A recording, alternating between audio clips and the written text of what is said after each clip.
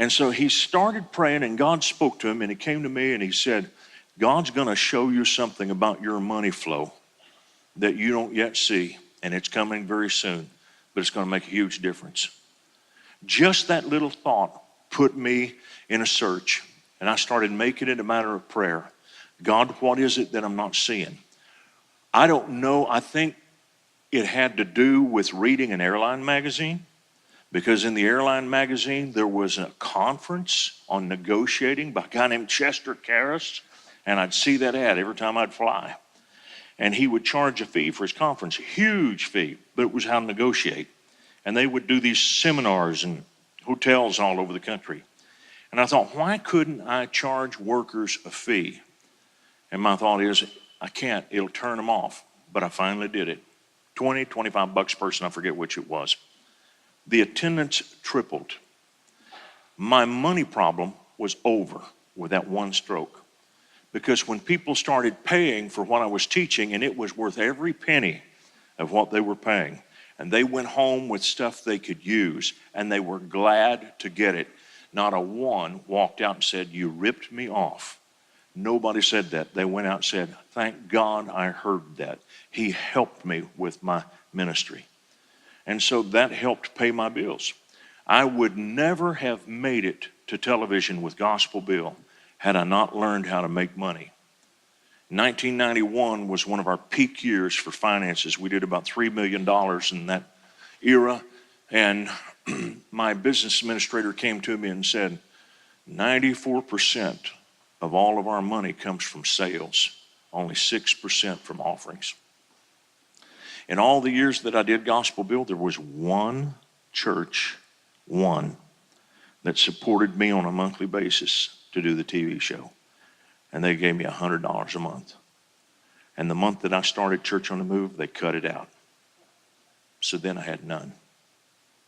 I had one-time offerings here and there, but no church ever supported what we did. They never looked at us like a missionary.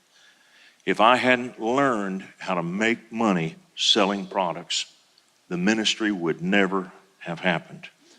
I look back on it now and I say, thank God, because I can communicate to people who are in business, and I can help people who are having a problem creating that supply.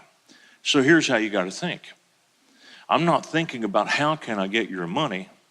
I'm thinking about what do I have that you need that I can bless you with. And it creates a pipeline to you. What do I have that nobody else is doing? What do I have that I can do better than what other people are doing? That's where you start. And you start right now on the job you've already got. I think we dream and we think if we lived in an ideal world, I'd have this kind of a company, I could do this. But can I tell you something? If you don't start with the now, you're never going to get to the new. It is the now that opens the door for the new. So I want you to see, you need to start thinking about what can I do right now? Some of you ought to think about a 6-day project, something that you do either after work or on Saturdays. Nobody that I know of who's ever made it successfully works just 5 days. Everybody I know who has done well financially spends the equivalent of 6 days a week working. That's what the scripture says. 6 days shalt thou do thy labor. I don't think we got to be rigid and say you got to work full 8 hours on Saturday. But one of the things I started doing is spending a couple of hours after leaving the kids went to bed, honing my skills. We bought houses that needed work. In the evenings, DeLeva and I would fix them up. We would paint. We would recarpet. We would spend a little time in the evenings. We would spend a little time on our Saturdays working on that house. The first one we bought here in Tulsa, we made $10,000.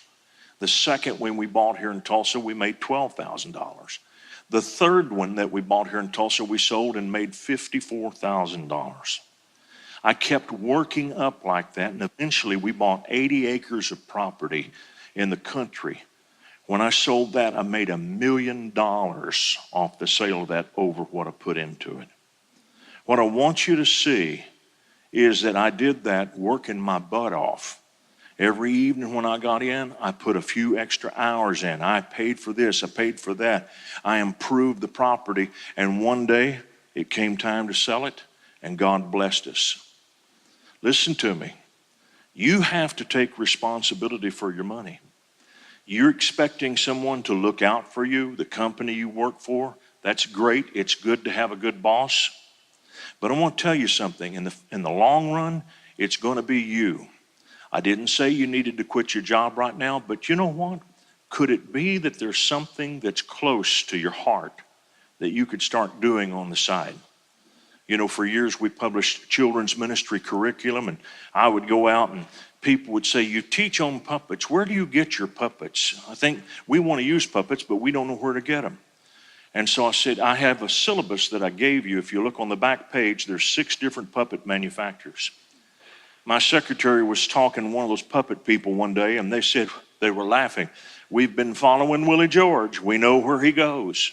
Everywhere he goes, we get bombarded. Please send me your catalog. So we know Willie George was just in New York, or he was just in Washington, or he was just in Indianapolis, because we got bombarded with letters from all over Indiana wanting catalogs for puppets.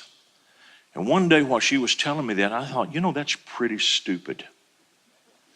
I must be the #1 salesman for about 5 or 6 different puppet companies, and I don't get 1 red cent in commissions.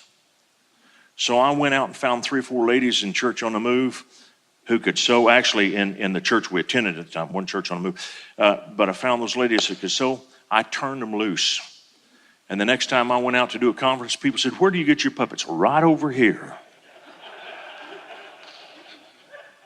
You know, it never was a great stream, but it helped. You see, these little extra things you do, it may not be enough to pay all of your bills, but it helps. And when that kind of money comes in, don't run out and buy a boat. Don't run out and spend it right away. Use that money as get-ahead money. Buy tools for your business. Use it to invest in making more money. Turn it and use it to get ahead. The Bible talks about money coming in 2 ways. It's bread for the eater and seed for the sower. And you know what a lot of people do? They eat everything that comes in as their bread, and they don't think about any of their stuff being left over to plant as seed. You got to hold back some of what you take in to plant as seed so that more comes in. That's how money works. And so I don't want to take all of your morning, but I want you to go out and stew on this. And you know what I know? This is how I know God works. God will give you ideas. He blows me away. Because people come back to me and said, I heard you talk, and I went out and he gave me the most amazing thoughts about what I should do. And it was simple. And I'm not going to limit God by trying to tell you how it all works. A lady here in our church had breast cancer, was a survivor. I think I got the story right. And she learned through her experience that going to a spa was a very uncomfortable thing for a cancer patient.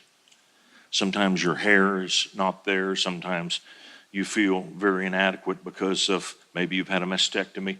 She created a spa with the specialty of ministering to cancer patients. Now, anybody else can come too. It has been a huge hit, and it causes people to want to go. And people who have experienced cancer share their story, and the next thing you know, somebody ought to do this.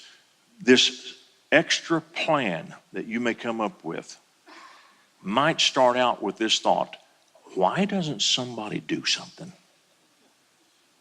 Maybe that somebody's you.